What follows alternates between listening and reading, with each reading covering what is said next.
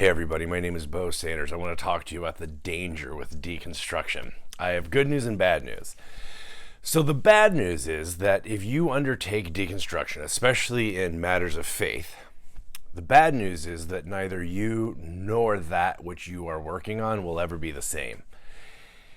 The good news is that deconstruction is not destruction and it's not demolition. You don't destroy or demolish the thing that you're working on. It's just that it is transformed. Why do I bring this up?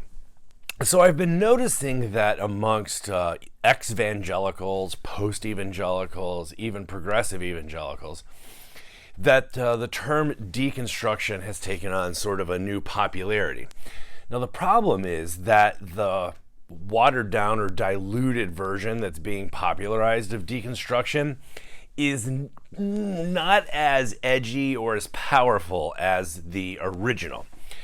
And it's not that I want to police the term and say there's only one right way to do this, because that's not.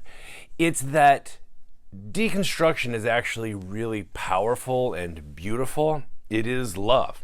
I mean, the simple fact is, if you didn't love the thing that you're working on, you would either just burn it down, right? Just smash it, or you would abandon it and walk away.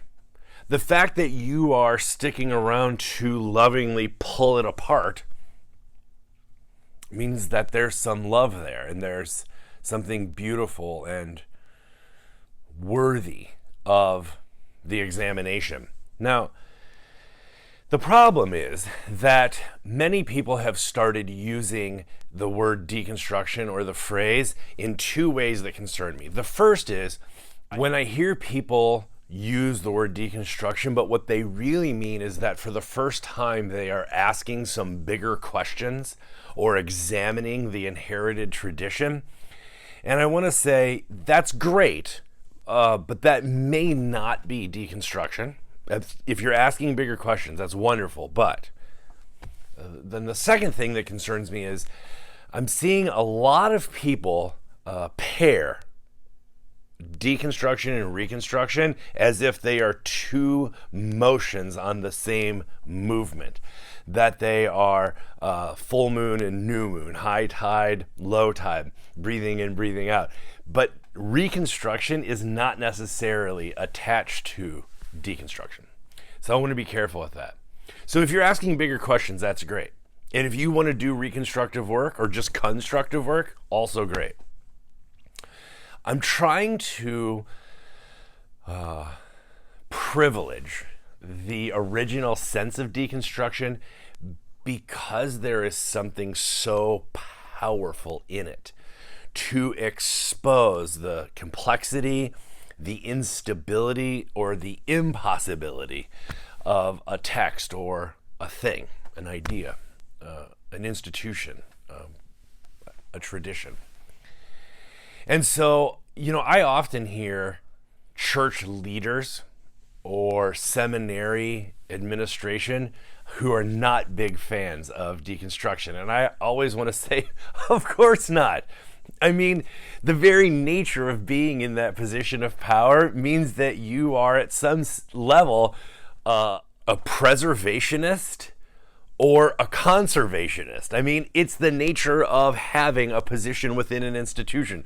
So of course deconstruction isn't that it's so obvious.